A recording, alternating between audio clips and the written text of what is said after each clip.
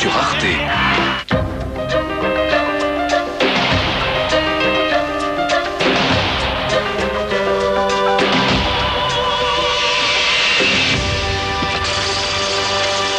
Loin de Hollywood présente la provocante Louise Brooks, Murnau, Pabst, Fritz Lang et tous les grands des studios de la UFA.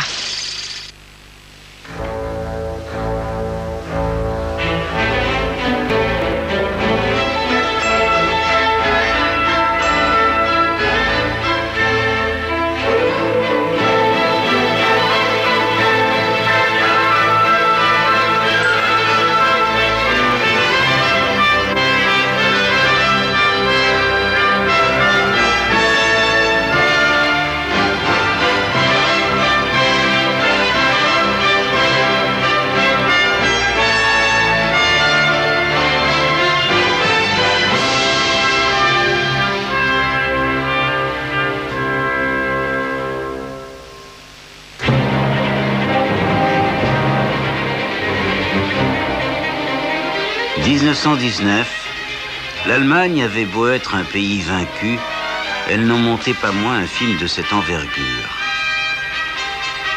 Ce fut le début d'une étonnante décennie de production cinématographique. Ce film à grand spectacle d'Ernst Lubitsch est une brillante reconstitution de la Révolution française. C'est aussi le miroir de son temps, car l'Allemagne était aussi en révolution.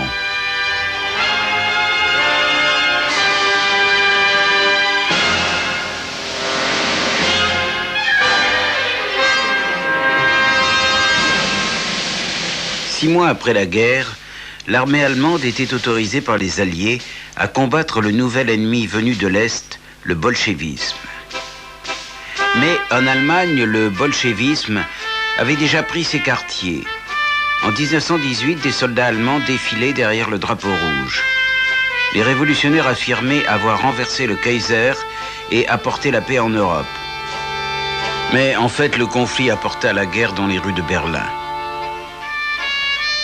À leur retour, les soldats trouvèrent leurs familles souffrant ce qu'ils avaient eux-mêmes souffert au front.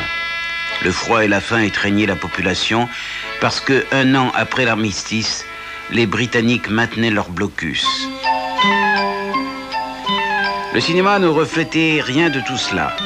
Les cinéastes pouvaient s'échapper dans le sanctuaire des studios où tout était sous contrôle.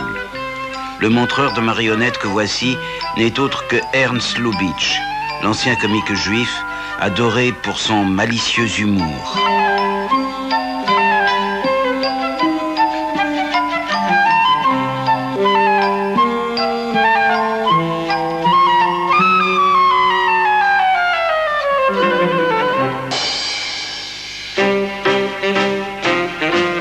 Ici, c'est le capitalisme américain qui est en butte à la rosserie de Lubitsch.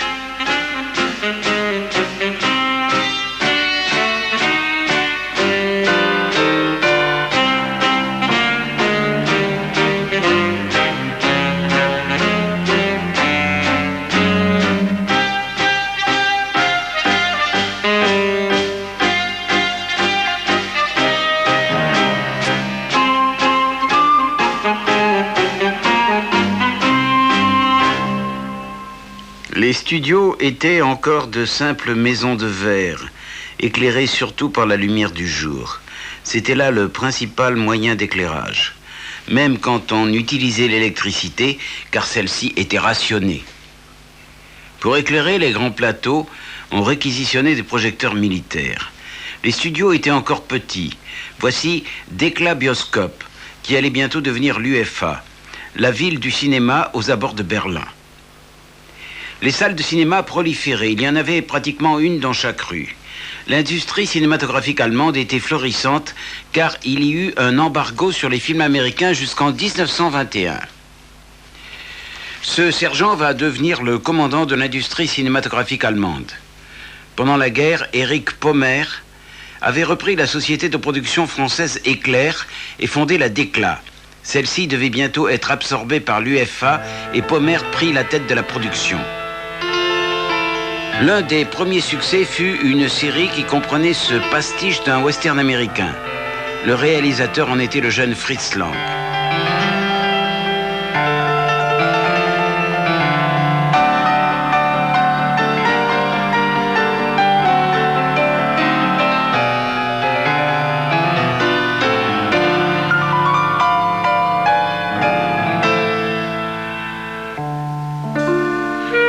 la Nouvelle République, la censure se relâchait. On put voir une série de films éducatifs. La nudité semblait inséparable des histoires de prostitution et de drogue.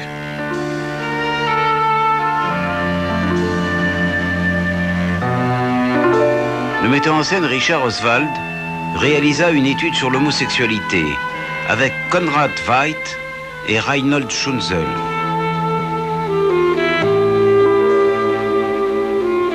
Au bout de 18 mois, on rétablit la censure. L'Allemagne était paralysée par la peur de l'avenir. La valeur de l'argent coulait à pic, tandis que le coût de la vie montait en flèche. Les cuisines roulantes qui avaient nourri les soldats du front nourrissaient maintenant les chômeurs. Et nombreux sont ceux qui durent tout abandonner. Seul le cinéma pouvait satisfaire leurs rêves les plus fous. Ici, Lubitsch rend hommage à l'appétit du monarque anglais, Henri VIII, interprété par Emil Jannings. Lubitsch fut alors considéré comme l'un des plus grands réalisateurs européens. Il montait des drames historiques d'une ampleur qui surprit et inquiéta les gens de Hollywood. Il savait bien que l'armée de chômeurs procurait des figurants à bon marché. Mais qui était cet homme qui pouvait faire revivre l'histoire comme aucun autre, si ce n'est David Wark Griffith? Au studio de Tempelhof, M. Ebert, président de la République, fit à l'équipe l'honneur de sa visite. Son gouvernement socio-démocrate tenait beaucoup à ce que le cinéma allemand gagnât en importance avec des stars comme Emil Jannings et la très populaire Henny Porten. Mais pour les figurants affamés et déçus, la vue du président fut une provocation. Au cri de « Abba Ebert », ils transformèrent une scène de foule en insurrection et pour la première fois de sa vie, Lubitsch perdit le contrôle de la situation.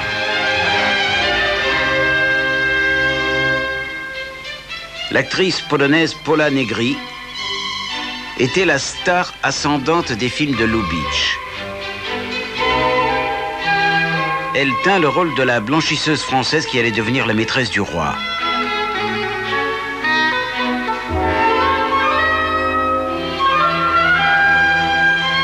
L'Allemagne choisissait des histoires à caractère international pour augmenter ses chances de vente à l'étranger.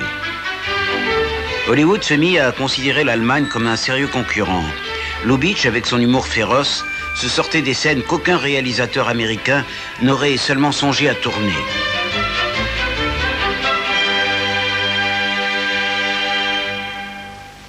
Sous un nouveau titre, Madame du Barry fut le fer de lance de l'invasion allemande aux États-Unis. Bientôt, Pola Negri et Lubitsch furent tous deux attirés de l'autre côté de l'Atlantique. Ils furent les premiers d'une longue liste. Les branle-bas politiques et sociaux qui bouleversaient l'Allemagne depuis la guerre affectaient toutes les couches sociales. L'art lui-même était en révolte. Les artistes exprimaient le dégoût et la fureur que leur inspirait leur société. Voyant l'émotion que cela suscitait, un groupe de cinéastes adopta alors un style similaire, l'expressionnisme. Pour le monde de l'art, l'expressionnisme n'avait rien de neuf. Mais pour celui du cinéma, c'était une révolution. Cela impliquait des émotions exprimées sur un mode irréel, tant au plan de la distorsion des décors que du jeu outré des acteurs. Werner Krauss interprétait le docteur Caligari. Le film fit sensation partout où il était représenté. À New York, les critiques s'extasièrent. À Los Angeles, en revanche, le film suscita des manifestations, car on craignait une invasion des œuvres allemandes. Si c'est de l'art, disait-on, c'est un art dégénéré. Cette approche bien peu conventionnelle fut encouragée par Eric Pommer, le producteur. Ne pouvant pas rivaliser avec Hollywood, dira-t-il plus tard, il fallait que nous inventions quelque chose de notre cru. Le réalisateur Robert Vineux considérait cet étrange projet avec un certain scepticisme. Nous nous sommes donc retrouvés le lendemain matin et il a dit « J'ai bien réfléchi et je crois pouvoir dire que c'est de la folie. Mais il faut alors que le film soit traité dès le départ sur le mode de la folie et qu'on aille jusqu'au bout. Si rien n'est normal, on en sortira quelque chose. Et que la presse nous traîne dans la boue ou que ce soit un grand succès, nous verrons bien. Dans un cas comme dans l'autre, pour moi, cela vaut le coup. » Ein großer Erfolg sein wird, das werden wir sehen. Aber beides ist mir das Geld wert. Il y avait déjà eu d'autres tentatives expressionnistes, non seulement dans les décors, mais aussi dans l'interprétation, notamment chez Conrad Veidt. Veidt interpréta Césarée, le somnambule endormi depuis 23 ans, que Caligari dévoile ici sous la tente d'une fête foraine. L'interprétation et les décors étaient si saisissants que les cinéastes se posèrent des questions quant à la contribution du réalisateur.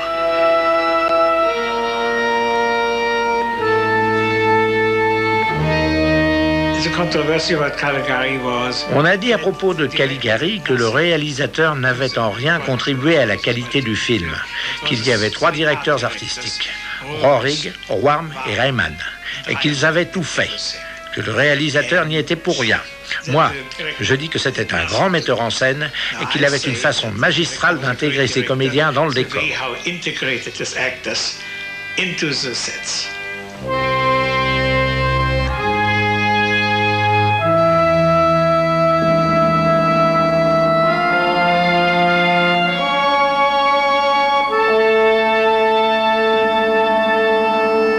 Caligari se sert de Césarée pour chercher ses victimes et les tuer. C'est Lyd Dagover qui est la victime.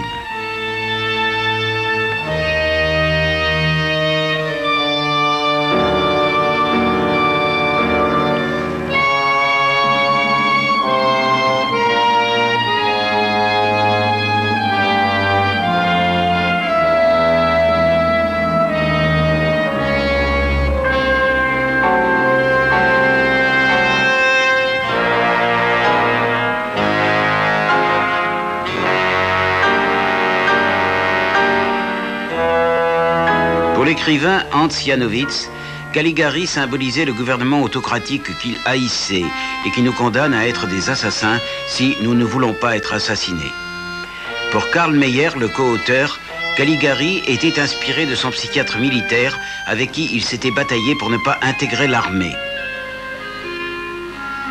L'histoire est racontée du point de vue d'un étudiant à la recherche du mystérieux assassin qui se révèle n'être autre que l'honorable directeur d'un asile de fous, le docteur Caligari. L'autorité est renversée.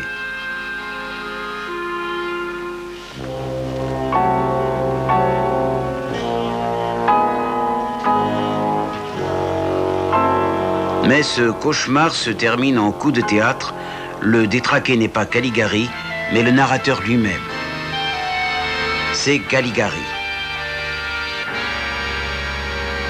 Le brave docteur calme son patient torturé.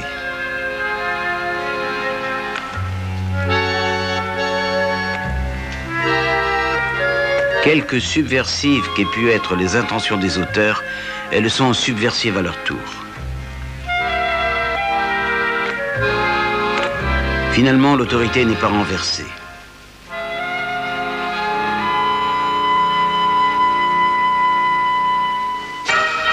Vu de l'extérieur, tout semblait aller pour le mieux dans la République de Weimar et pour son brave président.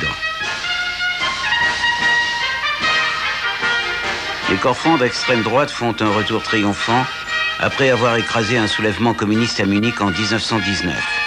À la gare de Garmisch, les caméras des actualités saisissent un instant le maître d'un futur cauchemar, un cauchemar dont les Allemands n'allaient pas se réveiller.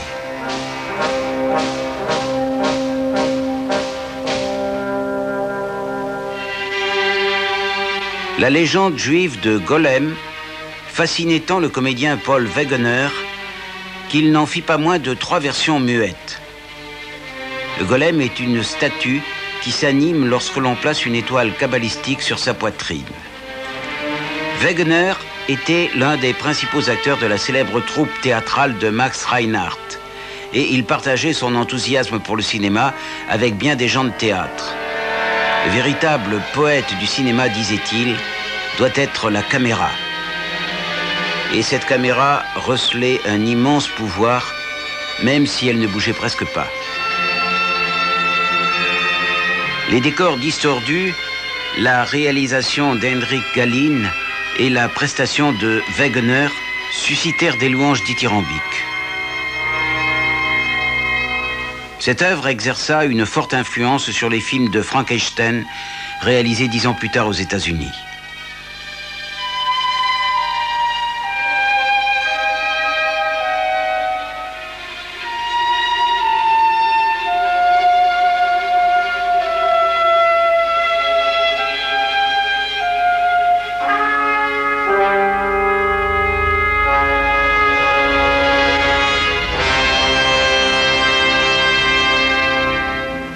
Robert Vineux retourna à l'expressionnisme pour Le rêve d'un fou.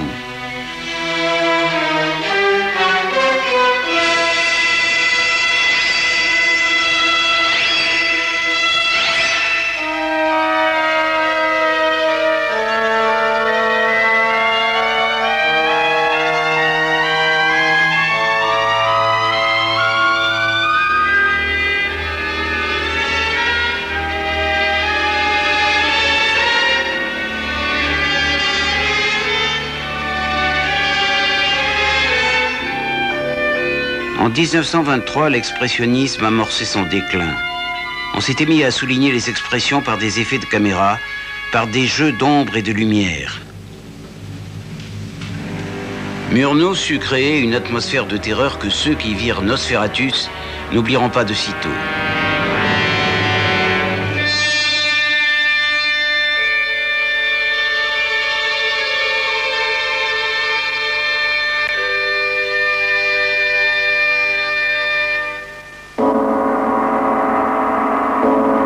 Mais le spectateur allemand moyen ne s'intéressait pas à ce qu'on appelait les films d'art. Il cherchait tout simplement à s'évader de la réalité.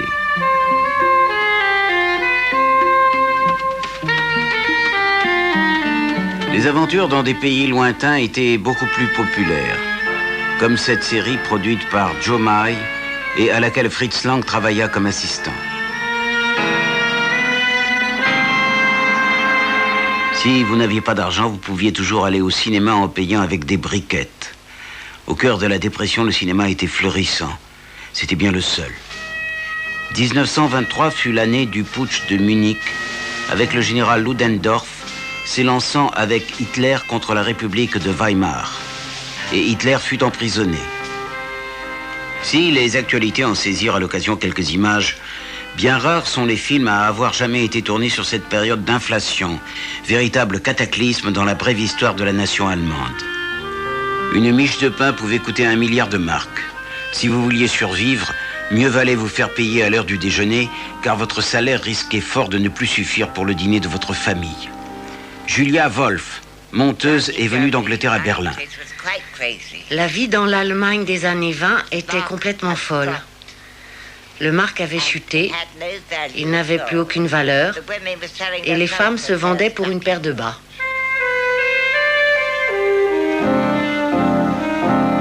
Les profiteurs de guerre et les boursicoteurs n'avaient jamais connu pareille abondance.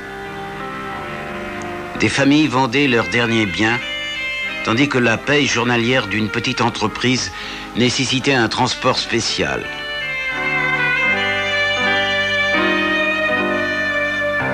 L'Allemagne vaincue avait atteint le fond de l'humiliation. Le film était en gestation, destiné à restaurer les derniers vestiges de la fierté allemande.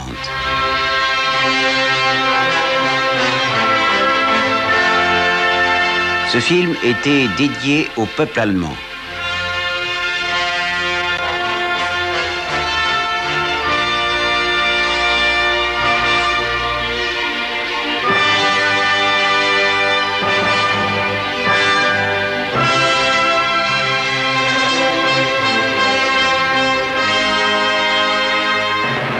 Julia Wolf fut invitée à visiter les studios de Neubabelsberg.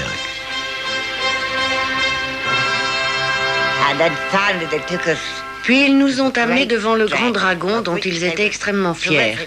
Fierté justifiée d'ailleurs, car on n'avait jamais fait chose pareille dans des films jusqu'alors. Le dragon était énorme et ses yeux clignotaient. Bien qu'il n'y ait pas la couleur à l'époque, il avait été peint en or et en rouge feu. Il avait vraiment l'air féroce.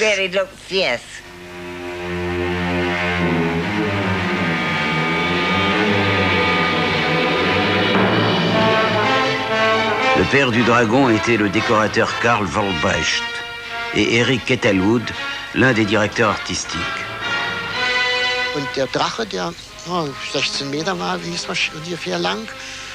Le dragon faisait environ 16 mètres de long.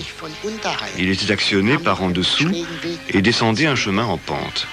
6 ou 8 hommes le poussaient sur un rail. La bête trônait sur 2 supports métalliques auxquels elle était attachée.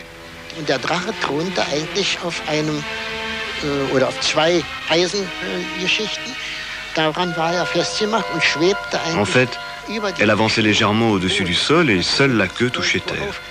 Il y avait 4 hommes à l'intérieur, un dans chaque patte et 2 autres à l'avant, qui actionnaient la tête.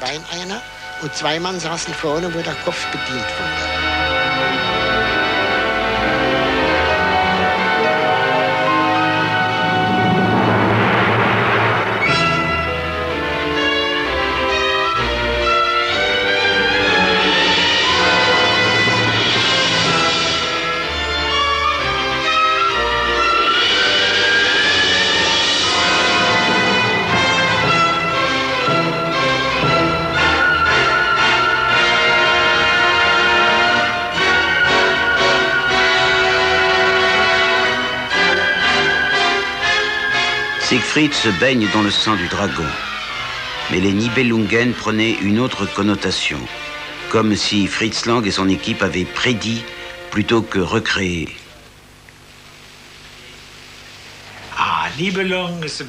Les Nibelungen, c'était le début du style nazi. Quand on voit les Nibelungen aujourd'hui, on croirait que ça a été monté par Benno von Arendt pour les rassemblements de Nuremberg. Il n'est pas surprenant que ce film ait été l'un des préférés de Hitler. Les nationaux-socialistes, obsédés qu'ils étaient par les légendes nordiques, s'en approprièrent l'atmosphère et le rituel.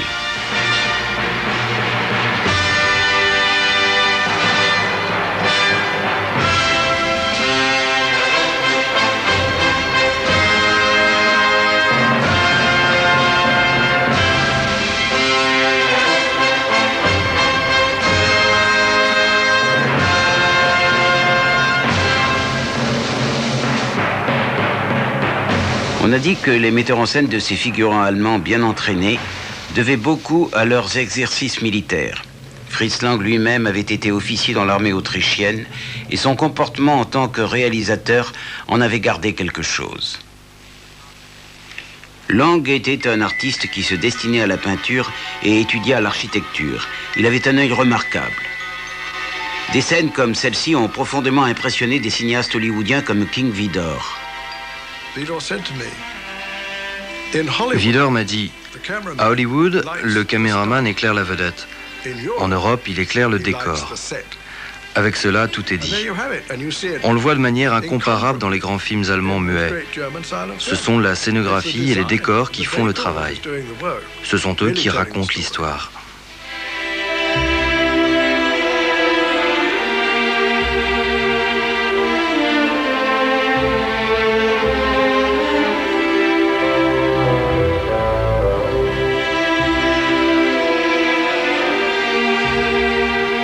Une forêt vierge fut construite à Neubabelsberg.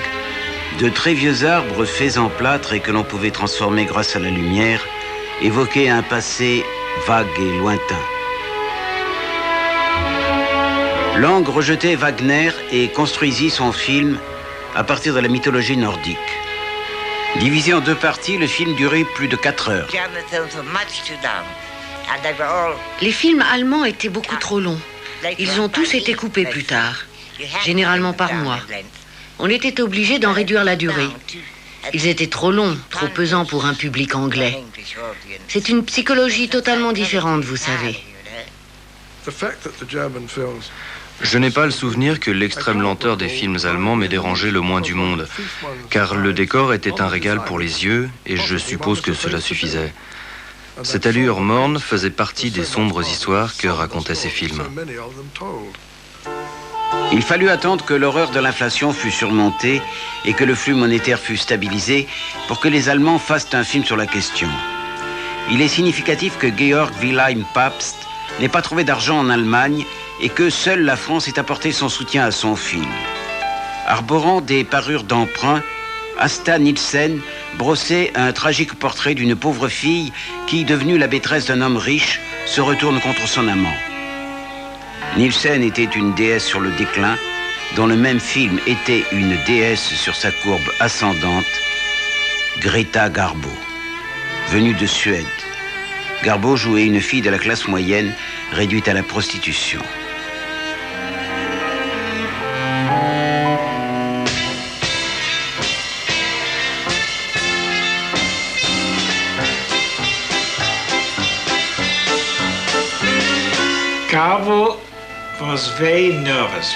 Pabst m'a dit que Garbo était très nerveuse pendant le tournage de La Rue sans joie.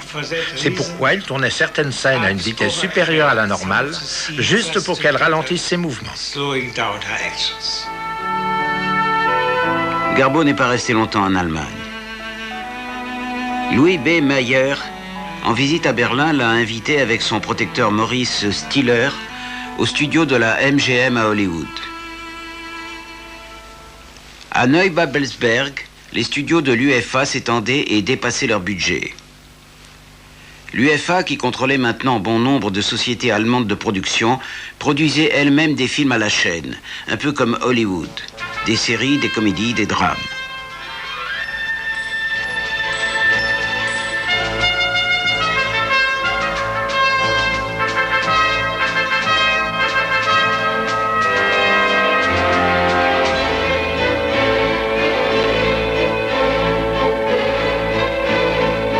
En dehors de l'UFA, l'ancien hangar à dirigeable de Stacken fut utilisé comme studio. On pouvait y construire des décors d'une hauteur allant jusqu'à 25 mètres. Les temps où l'on se débrouillait avec un toit de verre et une caméra étaient définitivement révolus. Ce studio était aussi bien équipé que n'importe lequel à Hollywood. On y installa même des rails de tramway pour des scènes de rue. La gestion de tout ce matériel ainsi que la foule des figurants nécessitait une machine de production efficace et bien huilée. L'Allemagne a une supériorité sur les Français, c'est une obéissance absolue, sans contestation. Il n'y avait pas de contestation. Quand on avait décidé que ce serait ça, c'était pas autre chose. En allemand, machiniste se dit Bühnenarbeiter, et on disait Bühne tout court. En entendant Bühne, le machiniste se levait, claquait les talons et disait Jawohl. Il flottait un vent de détermination, maintenant que l'Allemagne produisait plus de films que n'importe quel autre pays d'Europe. Mais des bévues pouvaient toujours se produire, comme dans cette parodie avec Lil Dagover, à propos d'une monteuse qui doit avoir terminé son travail à 6 heures pour une importante première.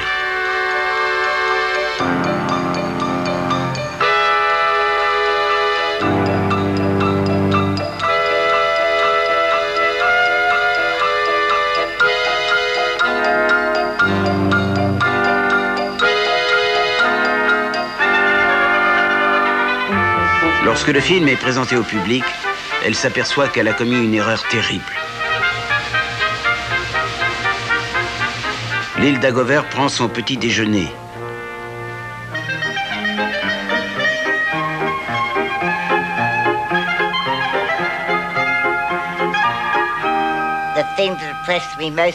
Ce qui m'impressionnait le plus chez les Allemands, c'est que c'était une bande totalement hétéroclite qui ne s'occupait ni de politique ni de quoi que ce soit. Seuls les films les intéressaient. De ce point de vue, la camaraderie qui régnait parmi eux était extraordinaire. C'est comme ça qu'ils faisaient leurs films. Ils étaient toujours à la recherche de quelque chose de nouveau à faire.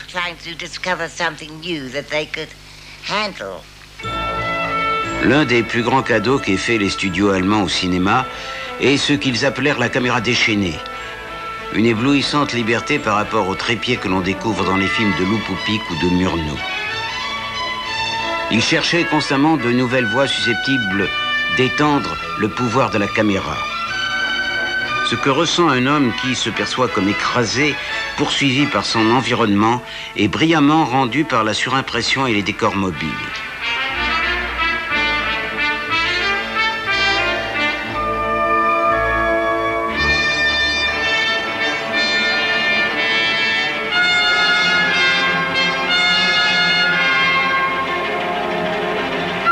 effet repris et élaboré 2 ans plus tard par Murnau et son caméraman Karl Freund pour Le Dernier des Hommes avec Emil Jannings.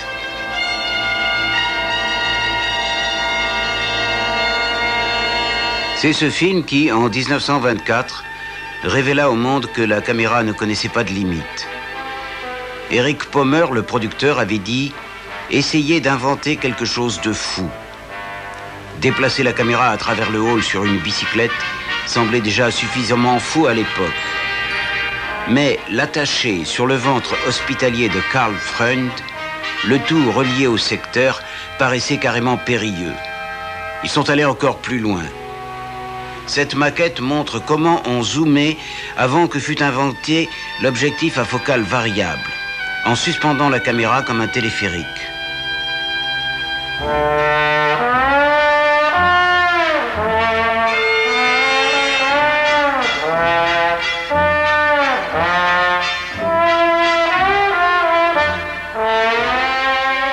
Pour communiquer une impression d'euphorie éthylique, Jannings est transporté sur la même plateforme que la caméra.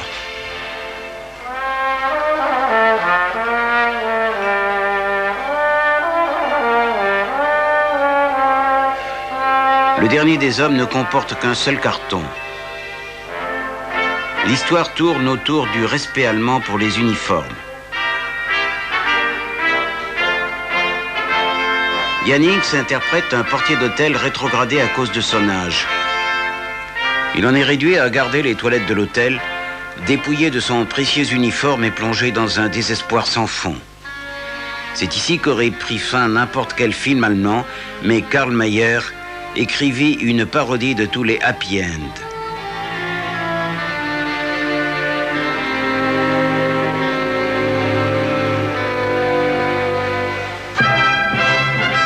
Le portier hérite d'une fortune et ses employeurs deviennent soudain ses serviteurs. Malgré ce happy end, le film ne rapporta pas les dollars que Pommer espérait. Mais Jannings fut salué comme le plus grand acteur de l'écran et dans le monde entier, les critiques furent enthousiastes.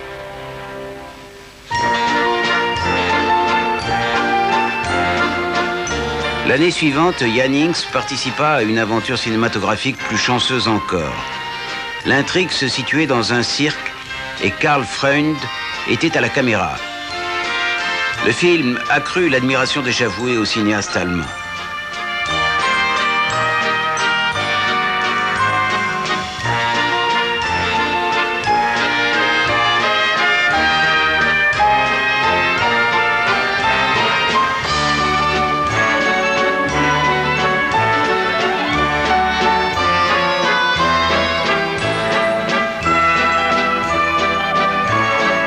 Des réalisateurs comme Ewald André Dupont voulaient un nouveau réalisme, allié à tout ce qu'avaient appris leurs techniciens. Jannings et Lia Deputy tenaient leur rôle avec beaucoup plus de naturel qu'au temps de l'expressionnisme.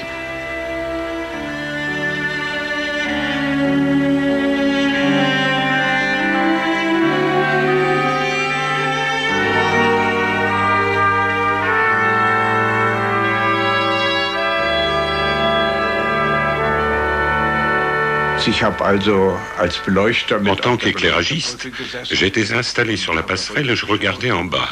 Je voyais comment un film était mis en scène et cela m'intéressait énormément. Quand les studios se vidaient pour le déjeuner, les électriciens mangeaient leur sandwich sur la passerelle. Tout était calme sur le plateau. Seul restait, comme nous pouvions le voir de là-haut, Emil Jannings et Lia Deputy, qui se retiraient dans cette caravane de cirque pour y échanger d'ardents témoignages de leur attirance mutuelle. Bien entendu, les machinistes observaient tout cela avec le plus vif intérêt. Ils étaient sages comme des images. Une fois que le zénith avait été dépassé, ils y allaient d'un tonnerre d'applaudissements et les deux autres leur répondaient par des éclats de rire. Cela ne les dérangeait pas plus que cela, car Lia Deputy était vraiment une joyeuse luronne.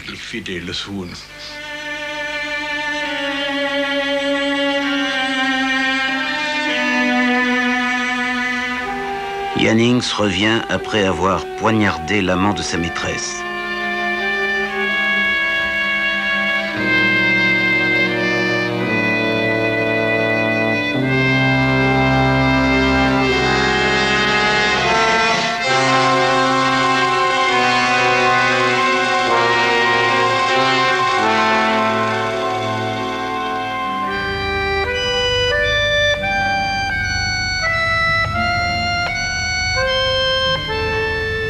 Le prestige des techniciens allemands était tel que Charles Roscher, le chef opérateur américain, vint à Berlin.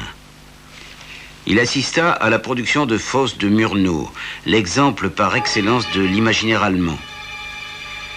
Chaque plan semblait un miracle d'imagination, allié à des prouesses techniques non moins brillantes.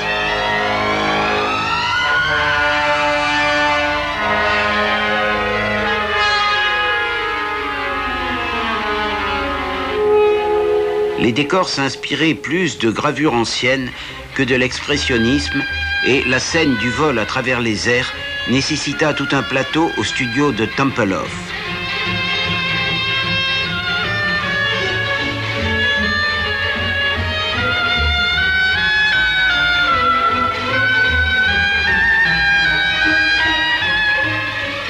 L'UFA voulait engager des comédiens d'envergure internationale. Liliane Gish accepta le rôle de Gretchen, mais posait des conditions difficiles. Une jeune actrice en pleine ascension nommée Leni Riefenstahl fit un essai avec une perruque blonde, mais le rôle revint à une inconnue appelée Camilla Horn. Emil Jannings jouait le diable et le Suédois Gösta Ekman interpréta Faust jeune et vieux.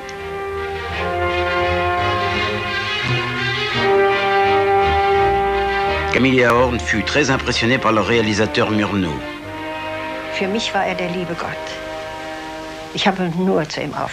Pour moi, c'était le bon Dieu.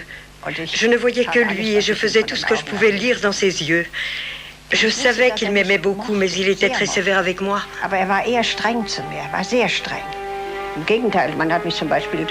Au contraire, on m'a par exemple traîné à travers tout le plateau dans la neige avec des chaînes de fer quand on m'a conduite au bûcher. Comme je devais résister et que j'avais les jambes nues sous mon cilice, je saignais. J'ai dit « Regardez, monsieur Murnau, je saigne ». Il a répondu « Mais c'est bien ce que je veux ». C'était, comment dirais-je, à la limite du sadisme. Et pourtant, il ne l'était pas. Gretchen accusait à tort d'avoir tué son bébé et brûlé sur le bûcher. Faust rompt son pacte avec le diable au nom de son amour pour elle.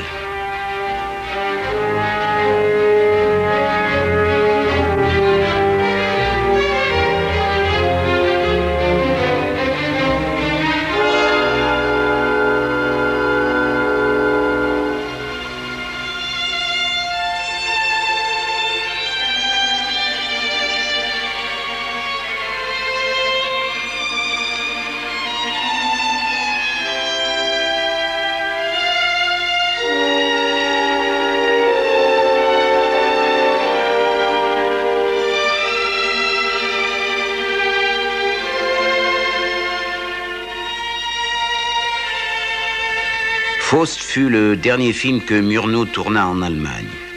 Il partit pour les États-Unis. À nouveau, Hollywood détournait un grand réalisateur.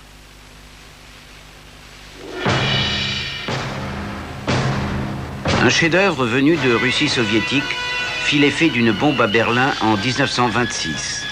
La musique était signée par un compositeur allemand, Edmund Meissel.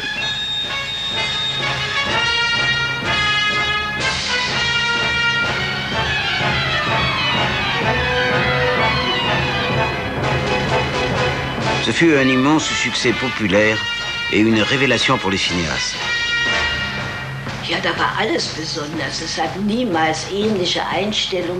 Tout sortait de l'ordinaire dans ce film. On n'avait jamais vu des plans pareils. Le cadrage était spectaculaire. Il n'y avait pas d'image fixe, sans vie. Et ce qui frappait dans ce film, et qui n'avait jamais été fait de cette façon-là, c'était le montage.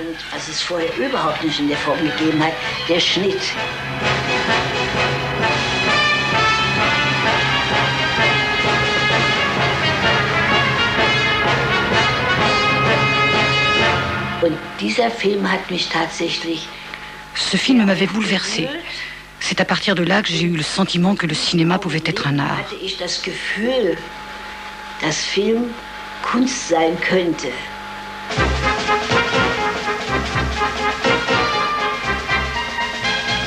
Également inspiré fut Walter Ruttmann, qui apporta une énergie nouvelle au film allemand.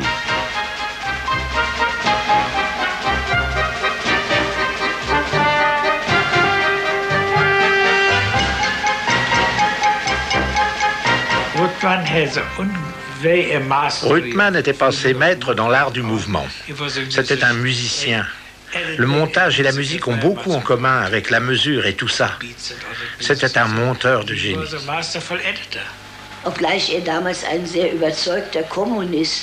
C'était à l'époque un communiste convaincu, mais nous n'en avions pas moins d'excellents rapports, car c'était un véritable artiste. Il était très doué. Il habitait à proximité et m'a souvent rendu visite. Son film Berlin était vraiment une réussite. C'était en fait le premier long métrage documentaire sans aucune intrigue. Le montage était rarement le point fort des films allemands, mais Ruttmann savait obtenir des effets spectaculaires.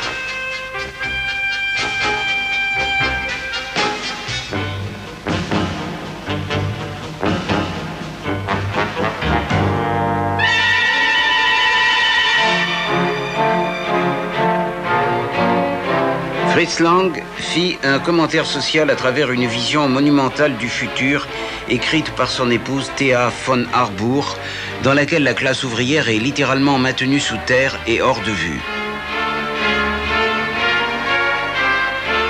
Lang utilisa toutes les ressources du studio de l'UFA. Des décors massifs étaient rendus plus massifs encore grâce à l'ingénieux procédé Schuftal. Une silhouette est vue à travers un trou dans un miroir, lequel miroir reflète un petit modèle qui semble par comparaison être grandeur nature.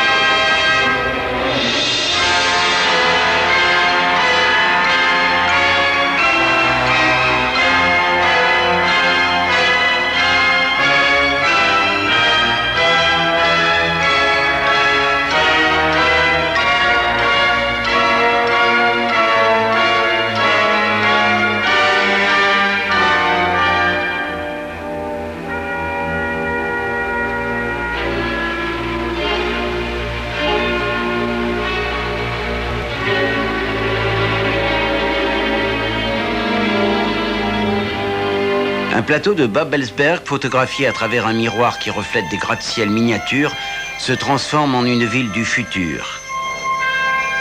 New York apparaissait aux Européens comme la ville du futur.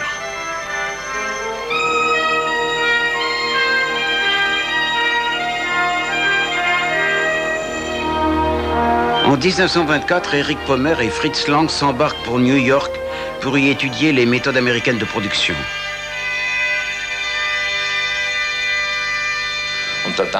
Le vapeur était à quai et face à nous s'étendait une rue tout éclairée.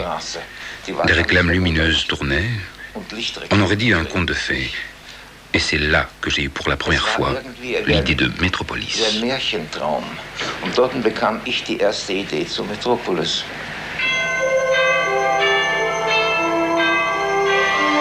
18 techniciens mirent près d'un mois pour réaliser ces plans. Le trafic aérien et routier était animé image par image, comme un dessin animé. Le film conclut sur un message pour le capital et le travail. Le cœur doit être le médiateur entre le cerveau et la main.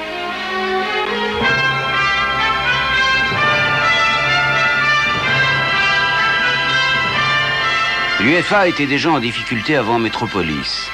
La Paramount, la MGM et Universal se précipitèrent à Berlin.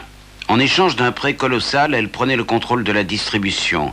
La société de distribution de l'UFA, désormais également sous le contrôle de la Paramount et de la Metro-Goldwyn-Mayer, fut appelée Paru-Famet. Pommer, qui n'était pas content du marché, n'eut plus qu'à démissionner. Il partit pour Hollywood. Metropolis avait largement dépassé son budget. Le marque devenu plus fort rendait aussi les films plus difficiles à vendre à l'étranger. Lorsque le film sortit, ce fut pour l'UFA un désastre financier qui menaça d'entraîner avec lui toute l'industrie cinématographique allemande.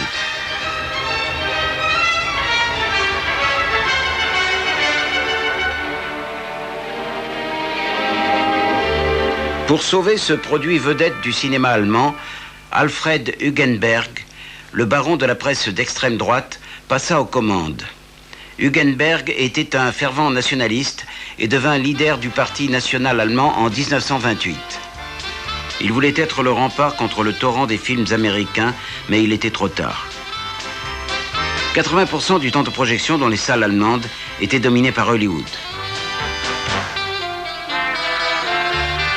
Ce ne sont pas les Berlinois qui s'en inquiétaient, ils aimaient les films américains. La stabilisation du marque avait ramené la gaieté des années d'avant-guerre.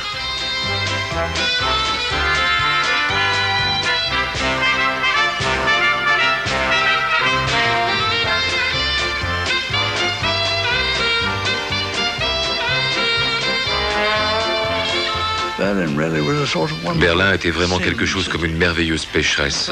On sentait que chacun était prêt à faire n'importe quoi pourvu que cela débouche sur le plaisir.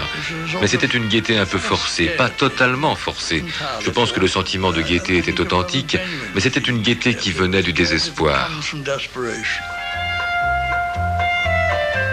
Berlin avait un autre visage, reflété dans les drames sociaux de Gerhard Lamprecht, qui traitait de la pauvreté et du chômage. Lamprecht était un franc-tireur. Il ne faisait partie ni de l'expressionnisme, ni du mouvement néo-réaliste. Il fut injustement oublié par l'histoire du cinéma.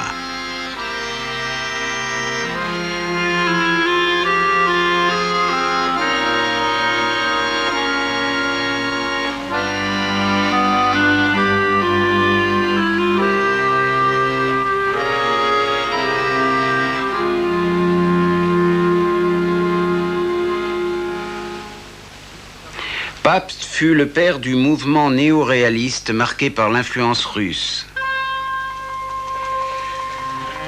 Un diamant perdu vient d'être retrouvé.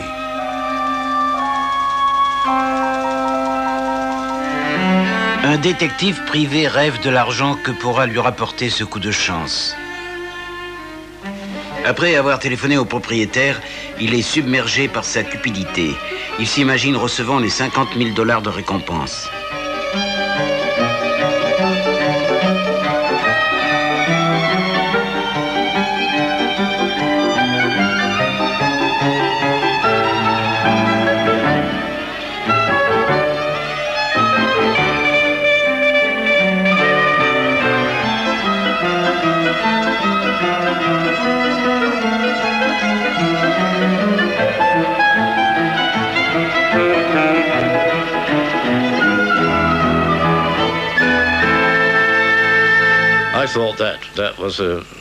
Je croyais que là était l'avenir des films muets, qu'ils allaient développer ce niveau d'excellence. C'est pourquoi j'étais horrifié à l'idée du parlant. Les films parlants avaient déjà fait leur apparition aux États-Unis, mais étant donné les frais énormes que cela impliquait, l'Europe traînait les pieds. Quelques-uns des meilleurs films allemands muets allaient être réalisés dans les 2 années à venir. Les films de montagne étaient devenus extrêmement populaires. Tourner en extérieur, c'était une bouffée d'air frais après la claustrophobie des films en studio.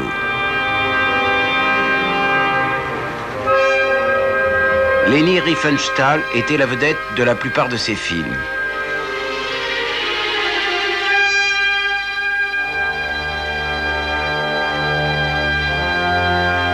L'Enfer blanc du Pispalou fut tourné en extérieur dans l'Engadine.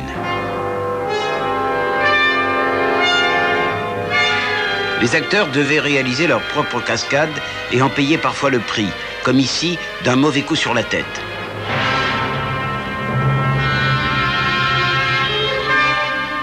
Prisonnier de la haute montagne, le mari de l'héroïne est gravement blessé. L'équipe travaillait sur le glacier de Morteratsch par des températures descendant souvent à 30 en dessous de zéro.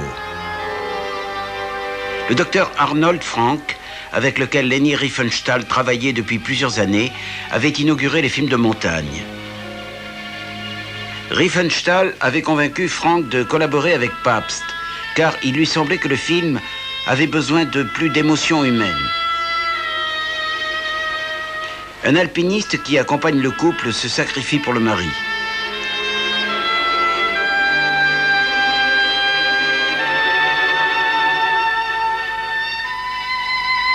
Riefenstahl travaillait sous les ordres de Pabst. mais elle trouvait que Frank prenait des risques inutiles. Imaginez un peu, on m'avait tracté sur 5 mètres. Et Frank, le bougre, j'étais furieuse contre lui à l'époque. Par dynamitage, il m'avait fait dégringoler toute une avalanche sur la tête. J'ai cru devenir folle. La poussière me rentrait dans le nez, dans les oreilles. Je hurlais « Arrêtez, arrêtez, je n'en peux plus ». Mais ils n'y ont prêté aucune attention. Et ils ont continué à me tirer jusqu'au bord et par-dessus la crête de glace. Pendant au moins 15 jours, j'ai été couverte de bleu de la tête aux pieds. J'étais tellement furieuse, je crois que j'aurais pu tuer Frank. Et il faisait ça avec tout le monde. Ich hätte ihn damals umbringen können, Frank, so wütend war ich. Aber das hat er mit uns allen so gemacht.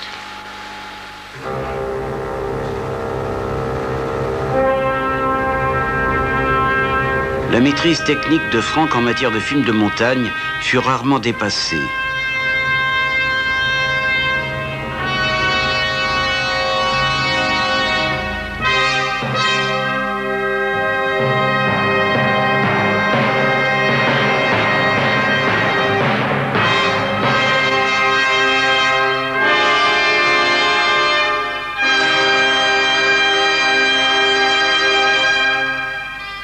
Le film fut un énorme succès international et un triomphe pour Riefenstahl qui, grâce à Pabst, s'en retrouva plus grandi que jamais en tant que star.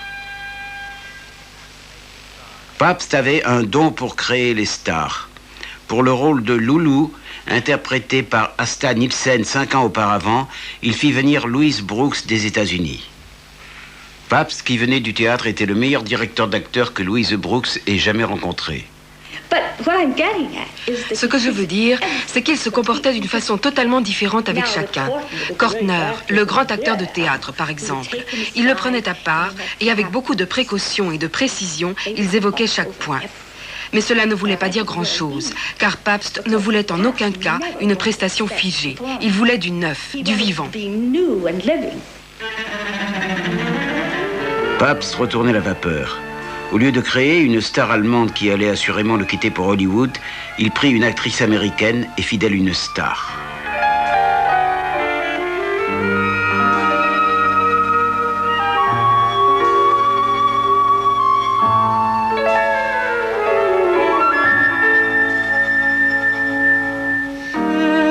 Pabst voyait en Louis Brooks une qualité d'érotisme qu'Hollywood avait à peine exploitée. Dans les films anglais et américains, le thème du sexe ne pouvait être traité que très superficiellement.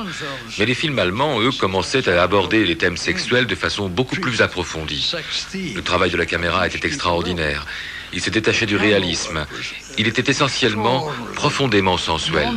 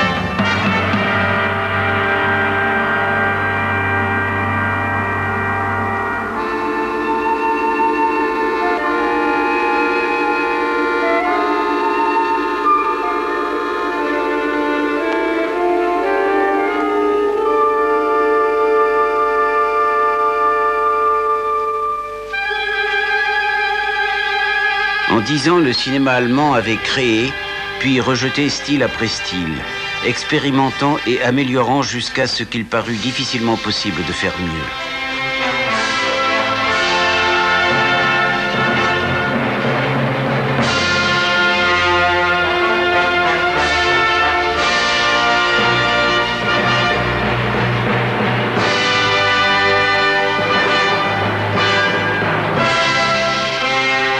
Pabst émerge de cette décennie comme étant le plus grand des réalisateurs allemands. Un homme sensible à la technique et au décor, mais qui plaçait l'être humain avant toute chose. Cette scène, extraite de l'un de ses derniers films muets, réalise ce à quoi visaient tant de cinéastes du muet. Exprimer plusieurs idées à la fois par l'image et par la musique, et sans parole.